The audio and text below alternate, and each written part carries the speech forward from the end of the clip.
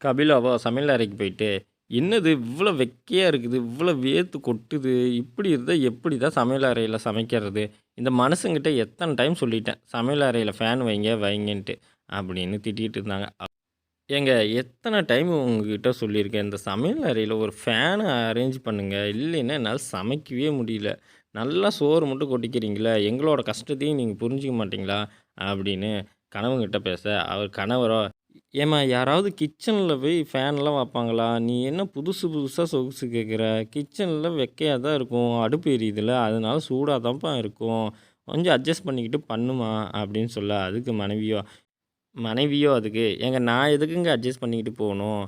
நீங்க fan facility provide பண்ணி தாங்க. நான் சமைச்சு கொட்டுறேன் உங்களுக்கு. இல்லைன்னா நீங்க சமைச்சு கொட்டுங்க. ஒண்ணு ஃபேன மாட்டுங்க, இல்லைன்னா நீங்க சமைங்க அப்படின்னு கண்டிஷன் போட, அவரோ தனியா நின்னுக்கிட்டு, "என்ன இது?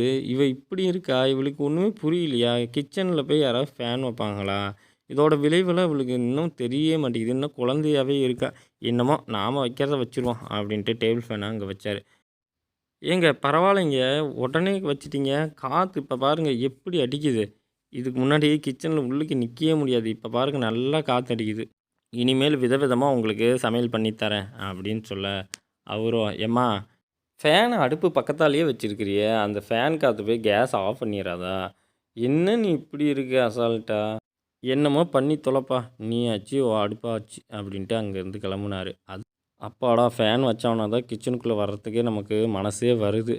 இனிமேலுக்கு கிச்சனில் ஃபேன் இருக்கணும் அப்படின்னு சொல்லிட்டு வெளியே கிளம்பும்போது திடீர்னு தீ பிடிக்க ஆரம்பிச்சுது.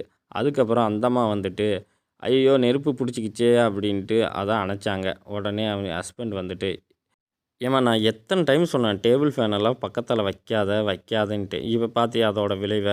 எப்பயுமே நீ பட்டா தான் திருந்துற. இனிமேனாவது கிச்சன்லலாம் ஃபேன் வைக்காதம்மா" அப்படின்னு சொல்ல அவங்க மனைவியோ, "நீங்க முன்னாடியே சொன்னீங்க. நான் தான் உங்க பேச்ச கேட்கலீங்க.